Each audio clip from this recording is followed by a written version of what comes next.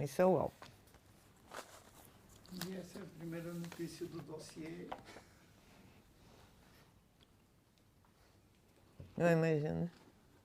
É de 73 essa notícia. Uhum. É a notícia da minha condenação à revelia em 73. Em 73 eu fui condenada, mas eu já tinha saído do país. Basicamente é o seguinte, eu fui criada, educada numa família comunista, né? Porque embora na primeira infância eu perdi minha mãe, né? Nem me lembro dela, porque eu fui separada dela com 1 ano, 2 meses. Meu pai eu só fui conhecer com 9 anos, que ele estava preso. Eu fui educada pela minha avó, a paterna, né, a Leocádia Prestes, e a minha tia, a irmã mais moça do meu pai, né, que acompanhava a minha avó e que foram me resgatar na prisão na Alemanha. Dali nós fomos para a França e depois para o México, né? Então a minha mãe, na prática, foi a Lígia, essa minha tia. Foi quem me criou e me acompanhou assim pelo resto da vida, né?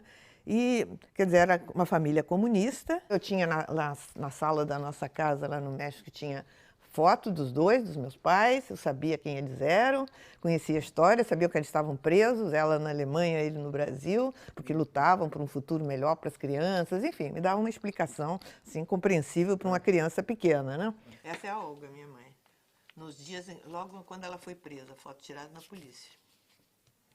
E depois, quando nós fomos para o Brasil, em 45, nós fomos para o Brasil, né, porque houve anistia no Brasil, um grande prestígio do meu pai nessa época, né, ele foi eleito o senador mais votado da República, os comunistas legais, enfim, uma mudança muito grande de vida, né, nossa. E também muito carinho do meu pai, né, meu pai, quando eu o conheci, né, claro, ele ficou deslumbrado, né, porque afinal podia conhecer a filha, né, filha da Olga, né, que foi assim o grande amor da vida dele, né? Ele ficou profundamente abalado quando soube do assassinato dela, né? Então, realmente, ele era muito ocupado, que era senador, secretário-geral do partido, tinha uma atividade febril, mas ele me levava para os atos públicos, para os comícios, então eu também participava daquilo.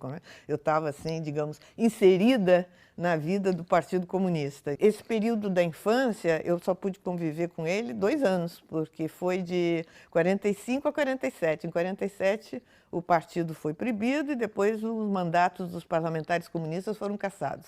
Então ele foi para a clandestinidade. Mas nos correspondíamos, mesmo ele estando na clandestinidade, nos correspondíamos. Pois a situação no Brasil era a época da Guerra Fria, né? Isso era 48, 49, 50. Havia muita repressão no Brasil e a mim não me diziam, porque eu era uma criança, ainda uma menina, né? Mas a família recebia cartas anônimas, ameaças. Então o partido tinha, o PCB, né? Tinha muita preocupação, né, com a minha segurança. Eu ia para a escola acompanhada por 2 camaradas do partido. Então, isso já com uma menina de 13 anos, isso era muito desagradável para mim, mas eu entendia a situação, mas de qualquer maneira não era agradável, né? Ir para a escola acompanhada por 2 guarda-costas. E aí o partido achou que era melhor, e o meu pai concordou, ir para a União Soviética. Então eu fui para a União Soviética com a Lígia, tinha 14 anos, no final de 50. Ficamos 7 anos lá em Moscou, eu fiz toda a escola secundária e sempre fui assim, bastante politizada, digamos assim, para a idade, com 15, 16 anos, me interessava. Quer dizer, então foi um processo natural.